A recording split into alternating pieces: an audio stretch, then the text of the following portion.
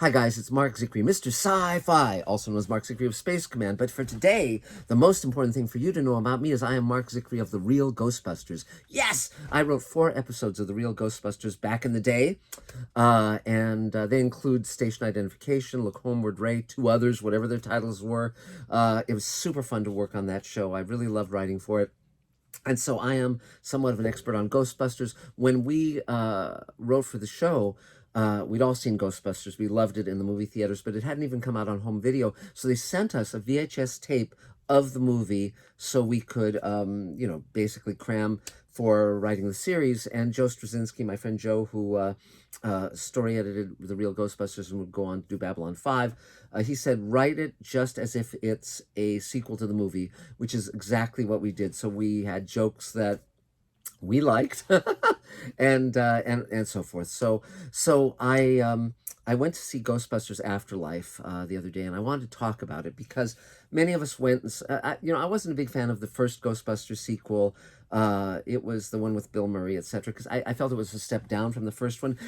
And let's talk for a moment about that first Ghostbusters films, because you have Star Wars and Star Trek and all of these things, and you can sort of see the DNA in them. So, for instance, if you've watched Space Patrol and Forbidden Planet, you sort of see where Star Trek came from, more or less. And if you read science fiction, you see a lot of the DNA of Star Wars and so forth. But Ghostbusters was really unlike anything that had come before. There had been movies about people who chased ghosts or who sought ghosts, and some of them had been serious, like The Haunting. Some of them had been humorous, like Ghost Breakers? There was a Bob Hope movie, but nothing like Ghostbusters. It combined comedy with horror, with science fiction. The casting was a dream come true, and it was just phenomenal. The script work, the jokes work, the chemistry between Bill Murray and Sigourney Weaver was amazing. This is just after Sigourney Weaver had done Alien, and it was just phenomenal. Harold Ramis was great, Dan Aykroyd, Ernie Hudson, Annie Potts. It all came together. The visual effects were a great mix of practical visual effects, physical visual effects, and computer effects. It was just a brilliant, brilliant movie, and wonderfully directed by Ivan Reitman, and co-written, of course, by Dan Aykroyd. And it was just I believe it was Dan Aykroyd and Harold Ramis, and then they did the sequel, which was not bad. It had some fun things in it, but not as good as the first one. First one was great, and then they did the all female Ghostbusters a few years ago, which had some humor in it, but like, who were these people? We had no idea who these people were, and it was just kind of trying to be funny and out there, and it was just missing. It didn't connect in the way the first film had. So now we come to Ghostbusters Afterlife, and some people feel it's too reverential of the original. I don't feel that way at all. I really enjoyed it because what it had, and what the first film had that most people miss, is it had heart.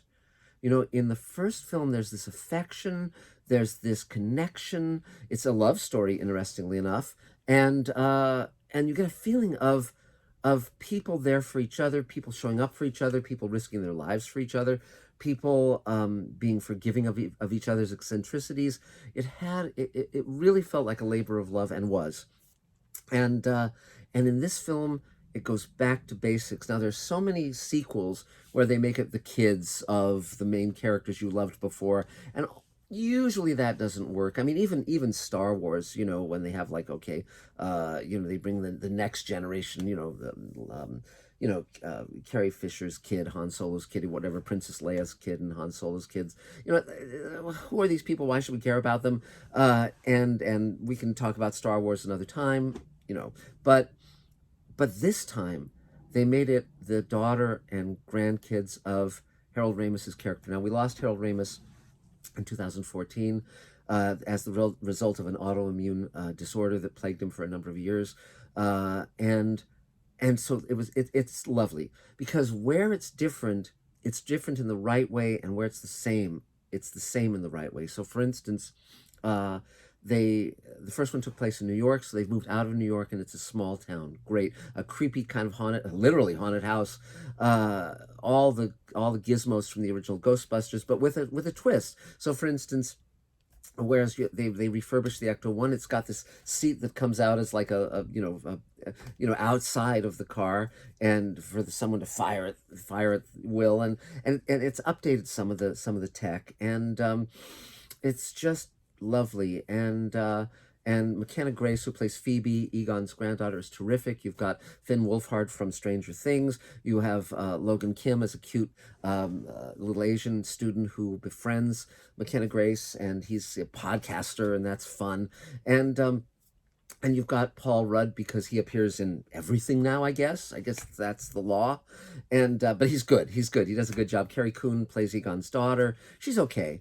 But you also get to see some of your favorite actors from Ghostbusters, including Annie Potts, who played Janine Melnitz. Now, I went to UCLA. Melnitz was the film building. That's an inside joke, but she's great. She's terrific. And again, I knew these characters backwards and forwards, having written them.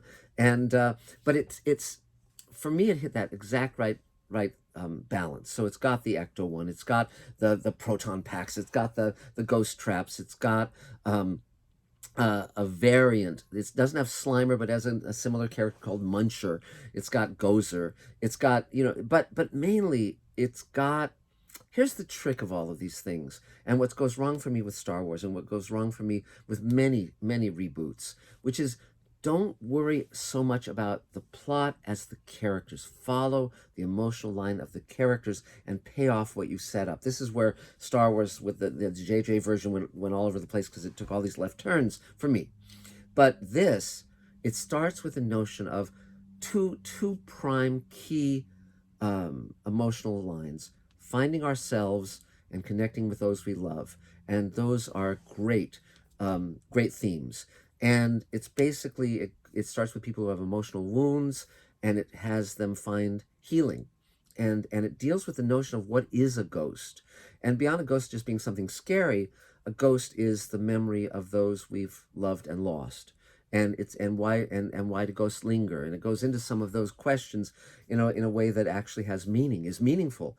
And it's just lovely in every way. So the effects, there's some practical effects that are very, very good. The visual effects are good. It's not this huge VFX thing where none of it seems real, none of it seems to have physical reality. This is just like the original Ghostbusters. It's a good mix of real and CG, and and I think McKenna Grace is going to be a star. She is just wonderful in this role. She doesn't look a thing like this character. It's, if you look at photos of her, it's blonde hair and no glasses, but here they make her look like Egon, her grandfather. And Harold Ramis, of course, was terrific as Egon.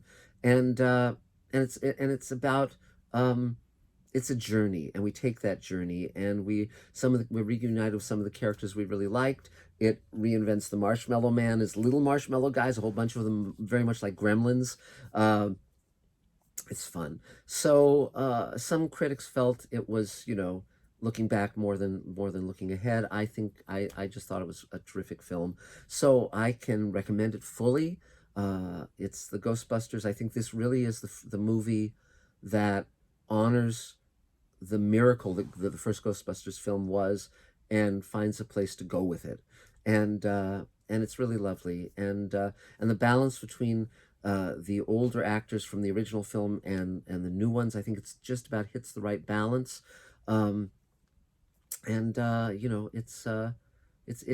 had a great couple of hours in the movie theater. So that's it for now, and we're going to be having a lot more to come. We're ramping up to shoot more Space Command. We're just tons of stuff to share with you. But in the meantime, have a great holiday season.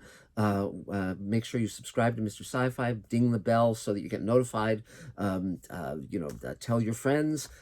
Comment in the comment section. We're trying to get on the YouTube algorithms. Additionally, if you want to throw some money our way, there's Patreon / Mark Zickery, and we're still selling Space Command shares if you're interested in making stuff go. So that's about it for now. Thanks so much for everything, and we'll talk again real soon. Bye, guys.